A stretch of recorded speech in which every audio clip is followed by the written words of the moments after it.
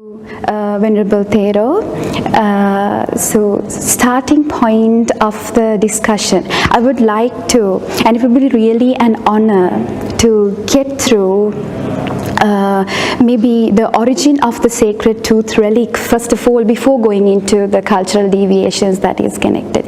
So as to start the discussion, the first point that I would like to raise is that what stories are there in connection to the legends and stories, historical milestones that is connected to the sacred tooth relic?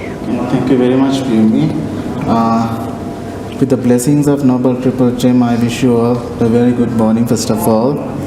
And I think we are today in a very timely, important discussion because we know that the tooth relic is the palladium of nation. That is the most valuable spiritual symbol that we have in our country. Not only in our country, the tooth relic is recognized as the most valuable, the spiritual symbol of the Buddhists around the globe. So, before I get into your question, Pim, I would like to mention a few things in brief. The first thing is actually when we come to the month of August, spontaneously we have a great feeling about the month of August because we all know that this is the Perahara season. So we get ready to the Perahara season, unpromptedly, because that is one of the most important cultural events that we have in Sri Lanka. Actually, not only in Sri Lanka, this is one of the most important cultural events in the globe. Obviously. So, on the other hand, we recognize the Asala Perahara or the candy procession as one of the most greatest tribute, most greatest salutation to the tooth relic. So, when the August month is coming, the people get ready to celebrate this event. But this year, we feel a certain lack in that vibration due to this COVID-19 pandemic. So first of all, I would like to wish that though actually we are witnessing or we have become victims of the very severe pandemic, there is a great uncertainty ahead us. Even in this kind of a situation, we should admire the service,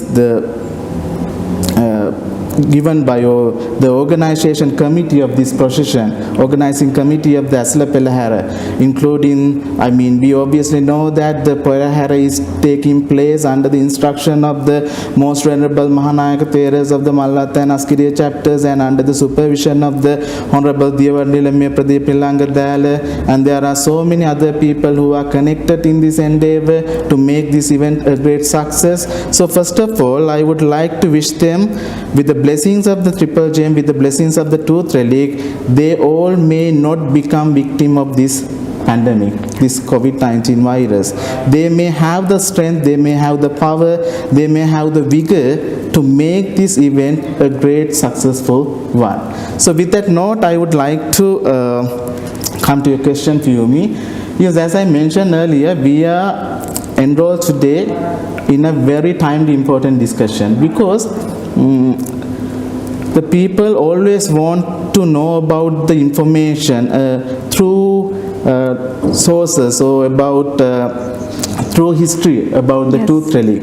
But due to the paucity or the scantiness of resources, literal sources, there is no proper guidance for them, especially the people who are intent to learn or intent to get information in English medium. So I think this event, this program will provide them a great advantage to have a proper introduction, to have a proper knowledge about the history of tooth relic. Not only about the history of tooth relic, how the customs related to the tooth relic were sustained, how things have been came into work under different influences.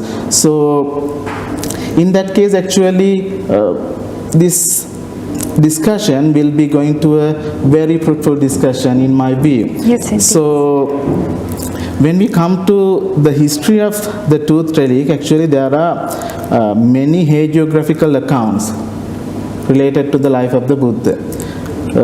There are some accounts incorporated in the Pali canon itself, such as, for instance, if you would take discourses like Arya Pariyesana Sutta, Mahasihanada Sutta, there are so many such discourses, especially the Arya Pariyesana Sutta is recognized as the autobiography of the Buddha. Among all these biographical accounts, the Mahaparinibbana Sutta, which contains in the long discourses or in the Diga Nikaya of the Sutta Pitaka, is one of the most important account that we have regarding the history of tooth relic or history of the relic or history of relic cult. Because after the demise of the Buddha, there were several unexpected incidents occurred. Yes, of course. So especially after the demise of the Buddha, actually the powerful kings from many part of Indian region came with the expectation of having the relics of the Buddha, because they believed the fact that, so this is the most important part that we need to understand. They believed that if we would have the relics of the Buddha in our kingdom, which means Buddha himself, it is just like Buddha himself stays in our kingdom. So which means the blessing of the Buddha, that the blessings conveyed by the Buddha can be acquired through the salutation to the relic.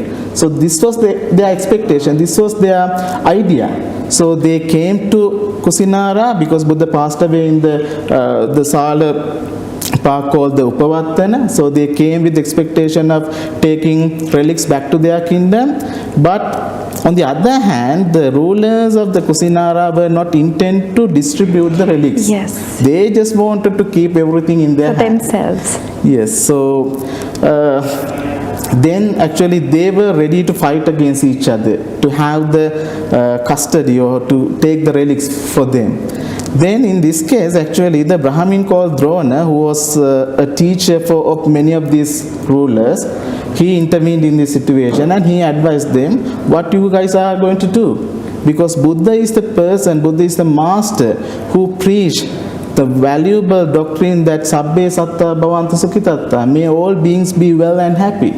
So why you are going to fight with each other to gain the relic of such a peaceful master? So this is really a meaningless thing. If you try to fight with each other, which means you are going against the Buddha's teaching. What is the point of having relics? Going against the teaching of the Buddha. So then he decided actually, okay, I will get the priority in distribution of the relics. So he took the priority, and while he is going to distribute the relics, there are several myths or several stories behind that. That has been connected. Yes, he took the first one. I mean the South Canyon tooth of the Buddha, and he hid in his hair. Then again, there's another story. Then the Sakka took it. Even and the Naga tribe took it. Yes, of course. So in order to this relic distribution story, only 8 major relics of the Buddha were remained. So those 8 are actually, the one is the collarbone relic, and the forehead relic, and the 2 jaws, and the 4 tooth relics. So these are the 8 relics which remain after the, I mean in major relics which remain after the demise of the Buddha. So actually today we are discussing about the left tooth relic of the Buddha, which is deposited in the Dalada Maligawa in Kandy. So this is how actually the origin of the tooth relic happened, or this is the inception story that we can trace about the origin of tooth relic. Yes, Venerable Thero. So there might have been different stories that is been connected to how these relics were being distributed, not only the tooth relic that we have today in Kandy. So in order to discuss with these matters, before going much more digging deep inside the history, we would like to have a small break. The Legend of Senkanda, the everlasting glamour of our heritage.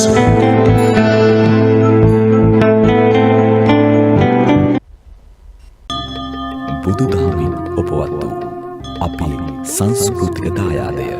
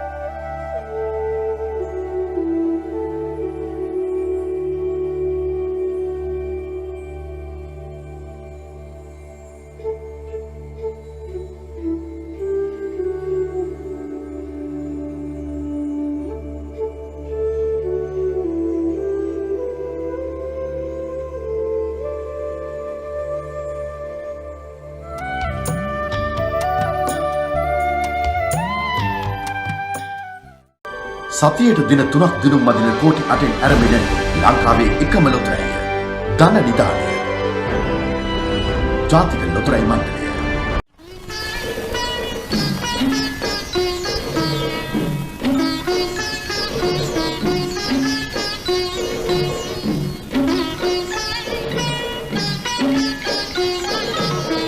Perahera රූවරුණා හෙළකන මංගල්‍යයක රූපමය සිරිය.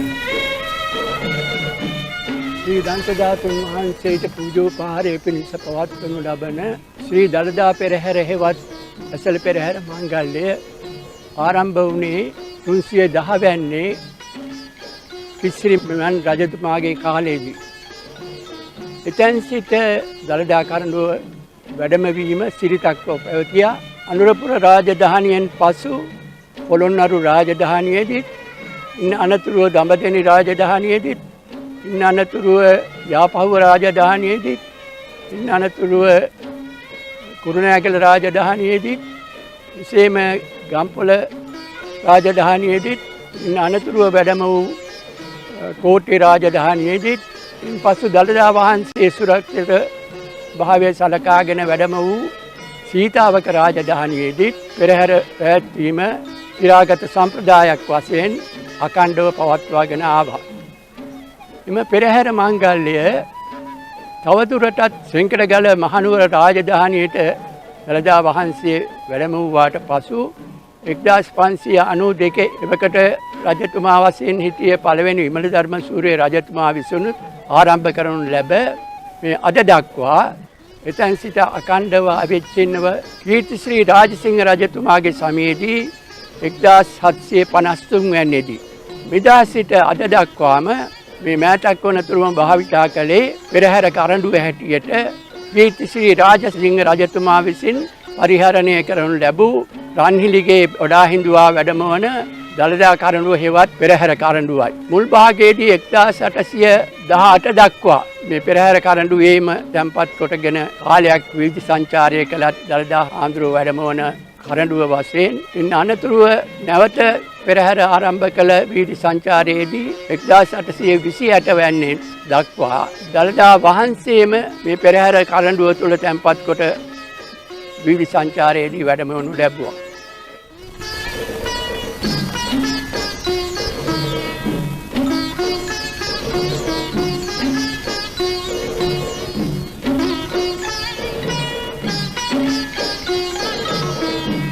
Perahera රූවරුණා හෙළකන මංගල්‍යයක රූපමය සිරිය. The Legend of Senkanda, the everlasting glamour of our heritage.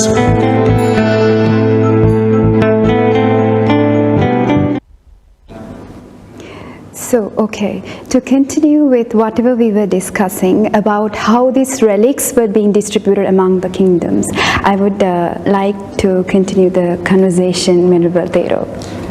Thank you, Kim. Actually, we were discussing about how the relics were distributed after the demise of the Buddha. Yes. So, on the other hand, there is another important point I would like to highlight. The fact is actually the Pali term for the relic is called Dhatu. Dhatu is the Pali term for the relic, even Danta Dhatu, etc. We use the term Dhatu. There is a very interesting definition about this term in Pali. We call it Gunang Dhareti Ti Dhatu. That which bears the qualities and abilities of the particular person is called the Dhatu. So, in that case actually, the people believed that, the kings and all the Buddhists believed that whatever the qualities that Buddha had, whatever the abilities that Buddha had are possessed by the relics also. So that is how this relic cult or this relic veneration become more powerful, because it has the ability of representing the Buddha himself. There is no difference between the Buddha and the relic. So even today we make all these tributes, all these salutation in front of the tooth relic, not in the sense of tooth relic, but we has the expectation, we has the idea that I am doing these offerings, I am making these offerings to the living Buddha himself. Yes. So in Sinhala we call the tooth relic is equal to the Jivamana Buddha, the living Buddha himself. There is no difference between the truth relic and the living Buddha. So that is the ideology maintained throughout the history. So that is, in that case, I mean on that background, not only to the Buddha there are biographies, but regarding the relics also there are different biographies. Even each and every relics, regarding each and every relics, there are different biography. There is a different biography. For instance, if you take the relic of the ball or the alms bowl relic, there is a different biography. Even as we are today talking about the tooth relic has a different biography. And if you take the Bodhi tree or the sapling of Burma, yes, hair relics, all these relics have different stories. So which is a great example for us to understand how powerful the relics are, how important the relic veneration is. So with that remark, actually, as we are talking about the history of the tooth relic, so when the funeral rites were celebrated, then the Buddha's funeral rites were celebrated, the monk called Kema, Arahant called Kema, he was the student of the Sariputta, Venerable Sariputta, who was the South chief disciple of the Buddha. He took the left tooth relic from the great fire and he handed down it to the king of Kalinga. Okay, so actually even at that time, King of Kalinga was not a Buddhist follower. Yes. He did not have any idea of Buddha's teaching. So first, the Venerable Kema had to preach him the teaching of the Buddha and make him pleased about the teaching of the Buddha and convert him into a follower of Buddhism. So then only he handed the tooth relic to the king of Kalinga, because otherwise there is a great uncertainty about the protection of tooth relic. I see. So that is how actually the tooth relic went to the Kalinga, and then we have a different story actually, which is not recorded. We do not get much information about how tooth relic was in Kalinga and what are the things which happened in that period, because there is a great vacuum about 800 years. No factual resources that we can rely on. Yes. But legends and stories Of course. came from generation to generation. Of course. Venerable Thera, I would also want to know of how Sri Lankans up to this time. Now we of course know that the Sri Lankans were from the very historical times to be known for behaving culturally and taking all these rituals that have been connected with their religious beliefs that they followed. So what about the journey of the sacred tooth relic to Sri Lanka? Yes, as I mentioned earlier, after Venerable Kema handed over the tooth relic to the king of Kalinga, about 800 years, the successors of the Kalinga kingdom paid their great salutation to about 800 years. Yes, that's such a long time. Paid the salutation to the tooth relic. So then there was a king called the Guhasiva. So this King Guhasiva is very important when we talk about the history of tooth relic, because he is the person who took the initiation to, who decided to send the tooth relic to Sri Lanka. Oh. So we as Sri Lankan actually also owe a great gratitude to the King Guhasiva. Actually, without his kindness, without the missionary work that he initiated, we won't be able to have the tooth relic in our country. Of course. So King Guhasiva also not a follower of the Buddha's teaching. At first, actually, he was a follower of the other heretical or the heterodox teachings. But later, after seeing the way people saluted to the tooth relic, he learned about the tooth relic. Then he converted himself into the Buddhist follower, Buddhist. And then actually he initiated a great tradition of paying tribute to the tooth relic, I mean paying a salutation to the tooth relic. But there were people, especially the other religious teachers who against the Buddhism, they were not ready to tolerate the practice of the King Guhasiva. So they informed, actually they requested, or they might have complained Guhasiva not to do that, but he was not ready to accept it. Then what they did is, they went to the King of Kalinga. Kalinga. He's called the Pandi Rajatuma in Data Vansha. So there is a very detailed account in this connection in the book called Data Vansha, which is written in Pali.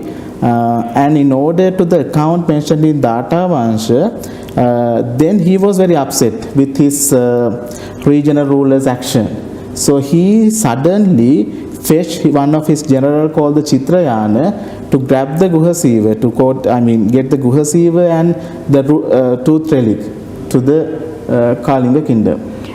Then actually Guhasiva was very keen in this connection. He welcomed the Chitrayana and showed him the tooth relic.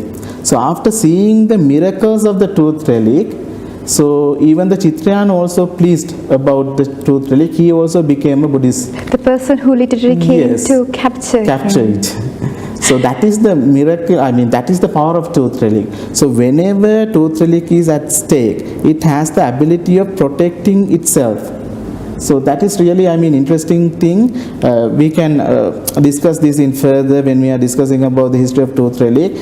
Whenever tooth relic is at stake, in danger, it has showed the miraculous things which caused to please the other people, and they converted or they became Buddhist. So the same happened with the Chitrayana also, but as the order has been passed by the Supreme King, he was not in a position of denying that. So he took the Guhasiva and tooth relic, and he went to the Pandiraja, or went to the Supreme King of the Kalinga, and he showed them.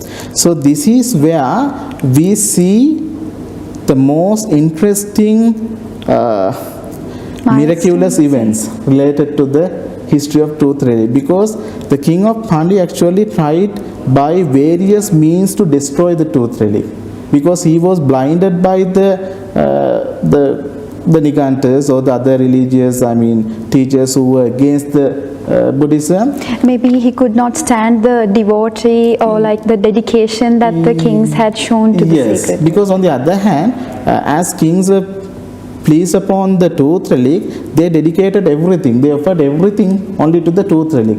So there was, the loss of gaining of course. In that case. So that is why they were not in a position of tolerating the offerings or tolerating the salutation paying to the tooth relic.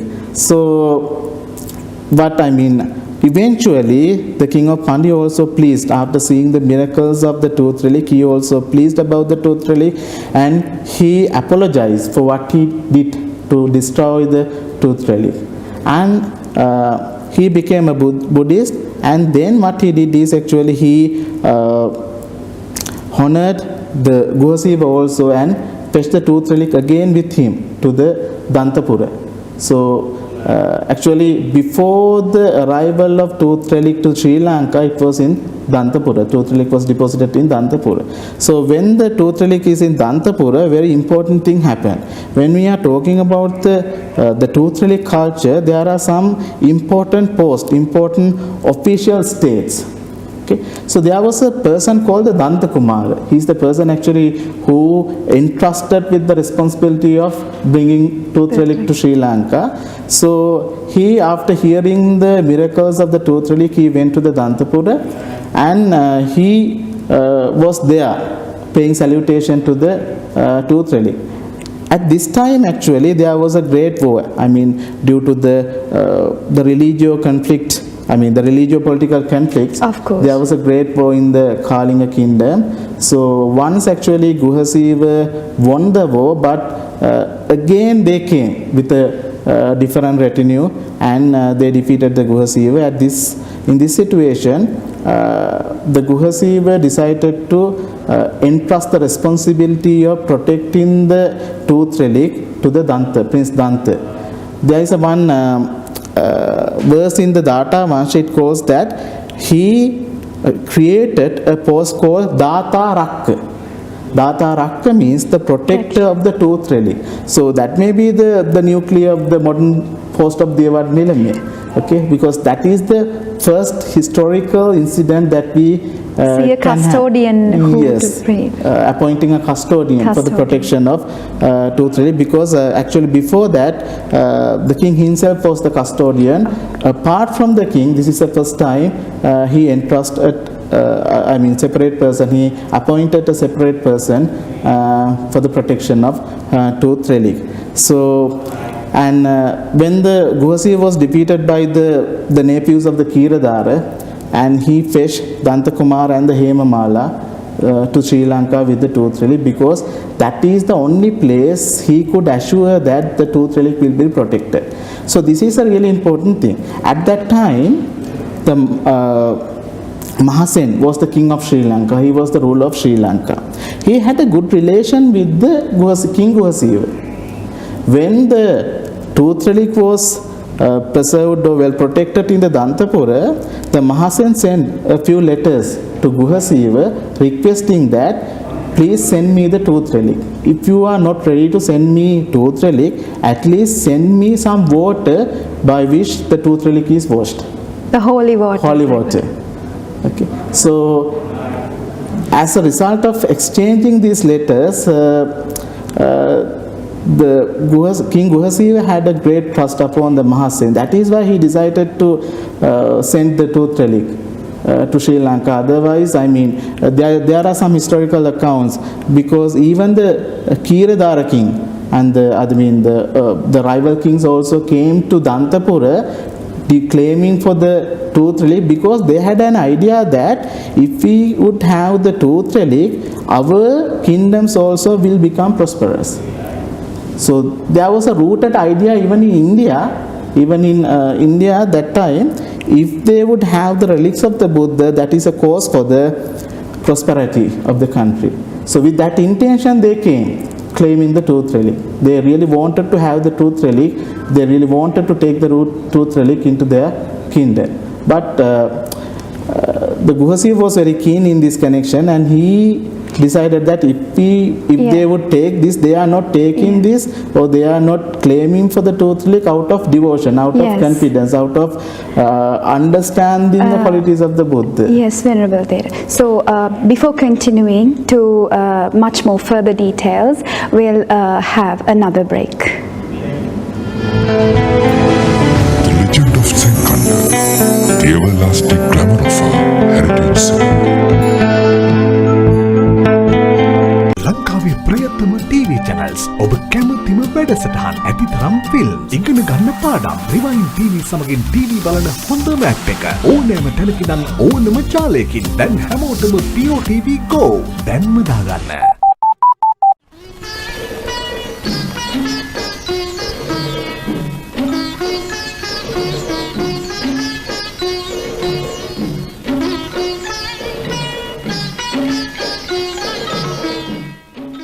පෙරහර රූවරුණා හෙළකලා මංගල්‍යයක රූපමය සිරිය.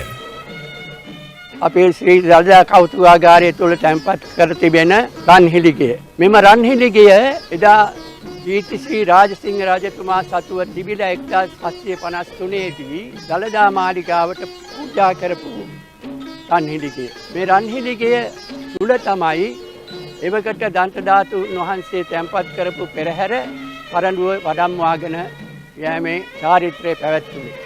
එතැන් සිට මෑත ඉතිහාසයේ රන්හිලිගයමයි අපේ පෙරහැර කාර්යයන්හිදී භාවිතයට යොදා ගත්තේ.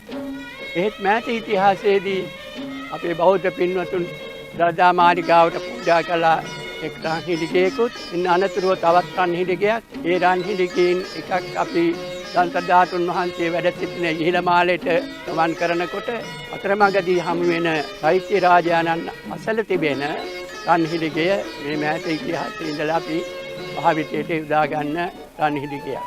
මේ රන්හිඩිගය ඉතාම වැදගත් කොට සැලකනවා පෙරහැර කරඬුවක් හෝ වෙනත් පූජනීය වස්තුවක් වඩමවන අවස්ථාවලදී මේ ආකාරයෙන්ම රන්හිඩි ගෙවල් භාවිත වෙනවා සතර දේවාලයේ පෙරහැර ආදී පෙරහැරයන්හිදී දළදා මාලිගාවේ රන්හිඩිගය සුවිශේෂී කොට සැලකනවා.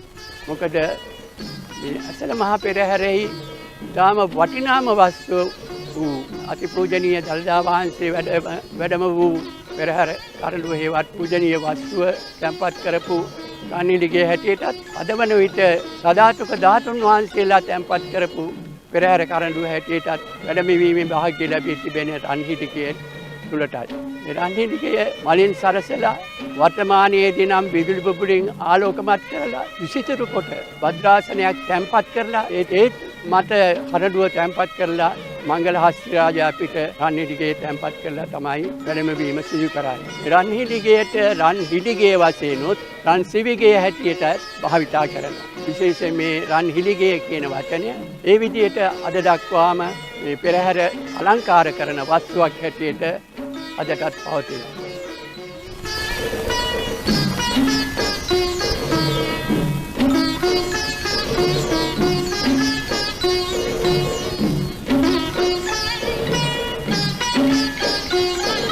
පෙරහර රූවරුණා හෙළකලා මංගල්‍යයක රූපමය සිරිය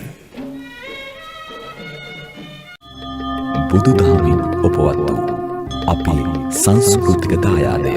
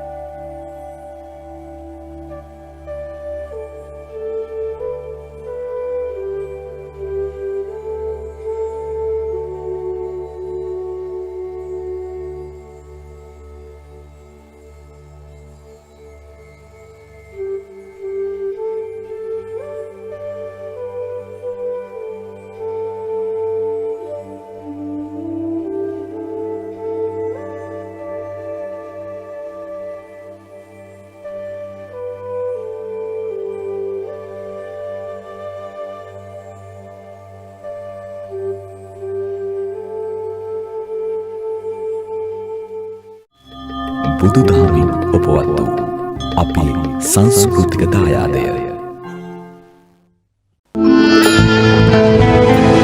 The Legend of Senkanda, the everlasting glamour of our heritage.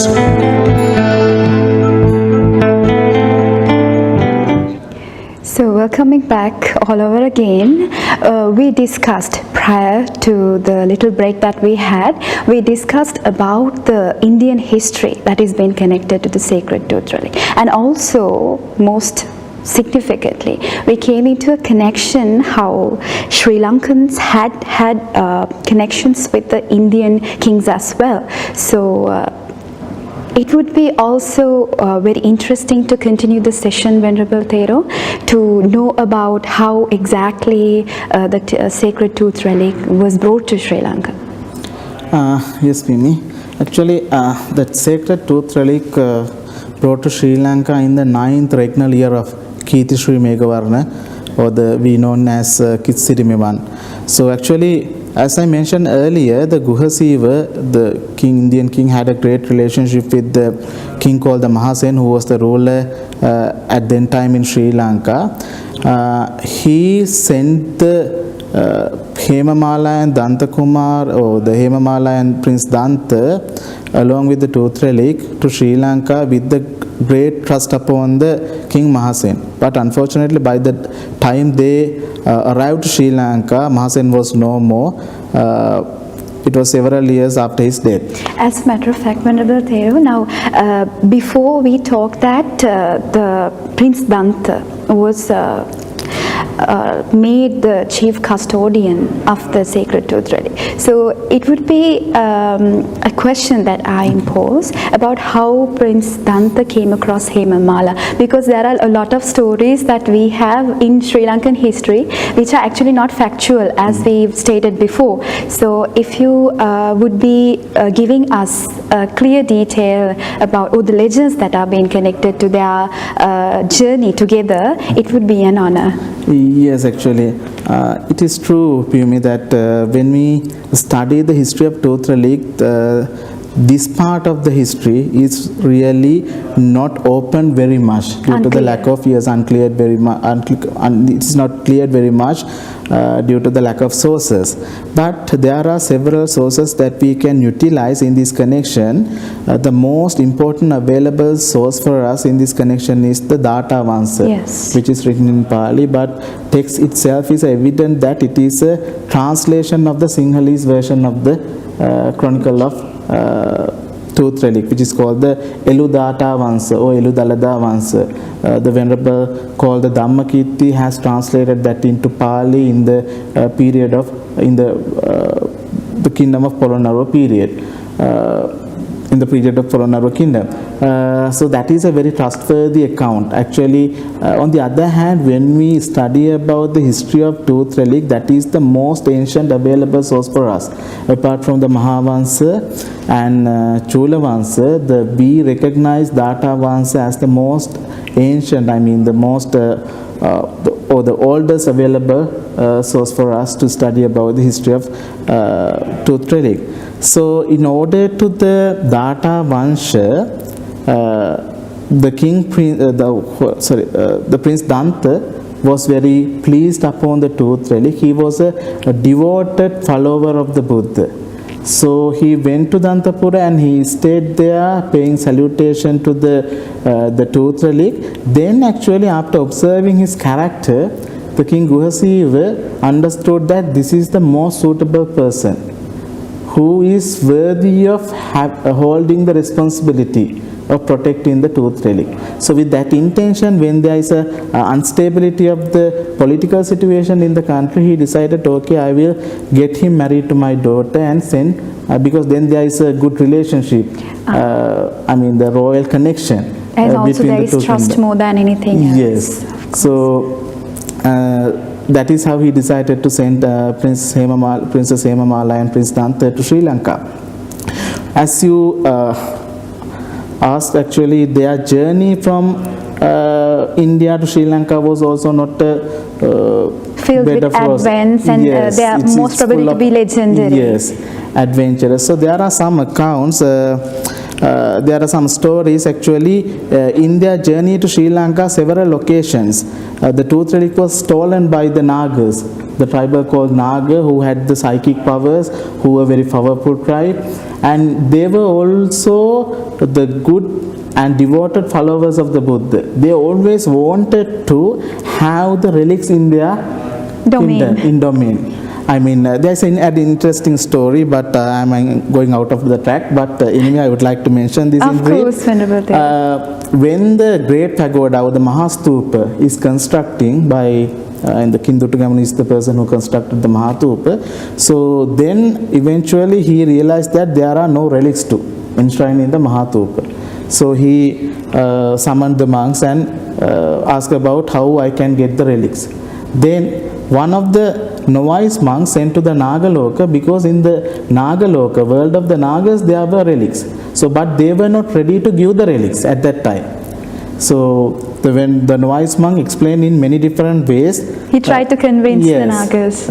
because only the humans are able to attain into the Nibbana, and there are so many devoted humans in the human world, so you better give me the relic, then I can give that to the King Dutugamanu. He will enshrine, or he will deposit that into the it will be deposited in the Great Pagoda, and many people can accumulate the great merits by paying salutation to the Mahatupa. But he was not ready to accept it. He asked a very important question in this occasion.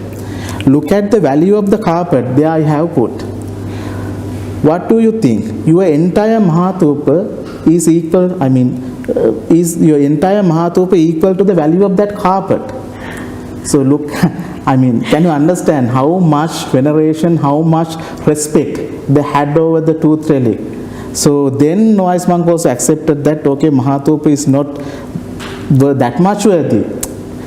Your carpet is worthier than the Mahatupa. Obviously, if you take the money wise or the value wise, your Mahatupa, your carpet is more valuable than the Mahatupa. But when we talk about the people who are devoted to the Buddha, there are so many people in human world. So finally, actually, he was not ready to give the relics, but finally the novice monk decided to take it by force. So that is how it happened. So what I wanted to highlight here is that Nagas were so much. Yes, they were so much. Eager, or they were so much love to have relics in their kingdom, because they also were true followers of the Buddha.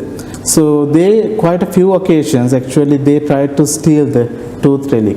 So, but again with the intervention of the Arahant monk, the Princess Hemamala and Prince Danta could have the tooth relic back to them. Then finally they arrived to Sri Lanka in the 9th regnal year of the Kitsiri Mewan, and they learned that the King Mahasen is no more, he's died. And he has enthroned his son. throne to the sun. Okay. Yes. And they were really afraid after hearing that. They were not ready to deal with the king, because they had no idea about the king's situation. Whether he is a true follower of Buddhism, whether he is pleased upon the Buddha's relic. Without knowing any of these things, they were not ready to have a meeting with the king. So they first went to the Megagiri temple. There are different ideologies, different ideas about the Megagiri also. According to the Professor Paranavitana, Megagiri means the present Isurumuniya. Then he stayed there. They informed the chief incumbent of the Megagiri that they brought the tooth relic to the Anuradhapura kingdom from India as a result of the mission sent by the King Guhasiva.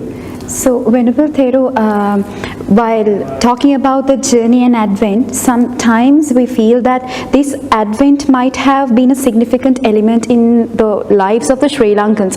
Every Sri Lankans back in 4th century. King along with his citizens might also have found this very new and splendid. So, it would be also important if we get to know how these people got used to these prioritized rituals for the first time in their lives. Yeah. For the first time in Sri Lanka, when such thing is happening, maybe the people are so elated with happiness, or maybe sometimes they might have felt giddy, maybe. Yes. Yes, actually that's a really interesting question, because there are so many stories about that particular point. We know that before the arrival, or before the transfer, or before the bringing of the tooth relic, there were many relics in this country. Among them, actually, the alms bowl relic of the Buddha were recognized as the symbol of state, actually. It was recognized that the person who has the alms bowl relic of the Buddha will be elected as the king. It was king's duty to protect it. So that was kind of a tradition maintained in Sri Lanka. So, but there are some evidences to assume that even before the arrival of tooth relic to Sri Lanka, Sri Lankan kings and the Sri Lankans had a knowledge about tooth relic. So that is why even the Mahasen was so keen. So he was so anxious to have the tooth relic into Sri Lanka. So after hearing that the tooth relic has brought to Sri Lanka, there is a story that King Keerthi Megavarna was really astonished after hearing that. He fainted because he could not think about what are the valuable things that I have to offer to the tooth relic. He could not understand by which or by what kind of a valuable thing should I offer or should I dedicate, should I pay my salutation to the tooth relic. Because as a result of becoming so stressed, he was fainted. And finally, he thought that, okay, the most valuable thing that I have is my kingdom. So I will offer the tooth relic with my kingdom. It was such a dedication. Yes, such a dedication. And kind of a sacrifice that is being made. Yes, now it is a good example to understand the power and the utmost devotion people or the king had towards the tooth relic and how important it was for Sri Lankans to have in this island. So that is, on the other hand, that was the first offering made in Sri Lanka to the tooth relic. It was, and that was one of the best offerings that you can ever make. Afterwards also there are, by several kings they have offered the entire island to the tooth relic, but that was the first offering. And not only that, he decided to have to organize a great procession paying tribute or paying salutation to the tooth relic. So it started, finally he deposited the tooth relic in the Datagara, in the building called the Datagara, which has been built by the king Devanampiyathis, as I remember, and it was in the middle of the town, very vicinity to the royal palace. And from there to the Abhayagiriya temple, he organized a Dalada procession, or the procession exhibit in the not in the way that we are conducting the procession today. So in that case, actually, I would like to share with our audience, there is a very important account, a true eyewitness of the Dalada Perahara, which happened actually after 100 years from its initiation. The Chinese monk called the Fahian, he traveled in Sri Lanka. During his visit in Sri Lanka, he recorded how he witnessed the temple, the Dalada procession. So in this way, without taking much time, I would like to share this quotation from the Fahian's travel record. The Fahian records that the tooth of the Buddha is always brought forth in the middle of the third month. 10 days beforehand, the king grandly caparisons a large elephant on which he mounts a man who can speak distinctly and is dressed in royal robes to beat a large drum and make the following proclamation: the Bodhisattva during 3 Asankhya Kalpas manifested this activity and did not spare his own life. He gave up kingdom, city, wife, etc. So the first thing that they did is actually they made an awareness about the qualities of the Buddha, how Buddha became Buddha. So it was very meaningful. Yes, meaningful. Because otherwise, without knowing about this information, they will not have a good intention or good idea. It would just be for the sake of doing a procession that they might have but done. I want to, as you mentioned here very rightly, this is not mere a cultural festival. This goes far beyond than that. This is the spiritual symbolization.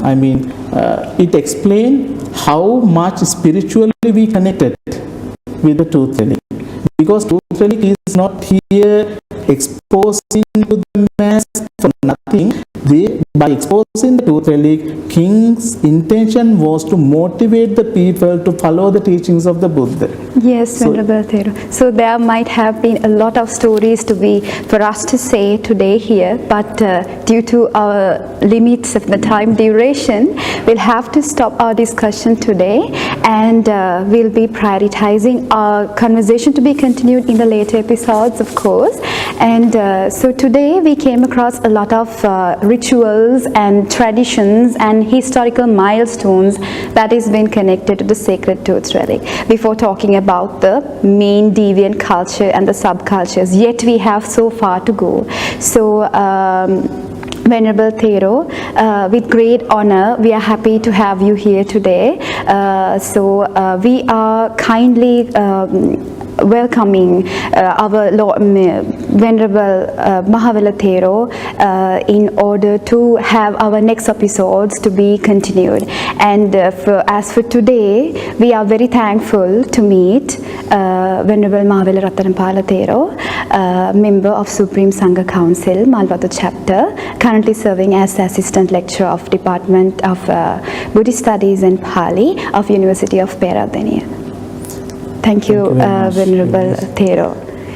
So, winding up the session and meeting up with the cultural, historical elements from our next episodes, we'll have currently wishing you stay home safe under the current pandemic and have a prosperous life ahead.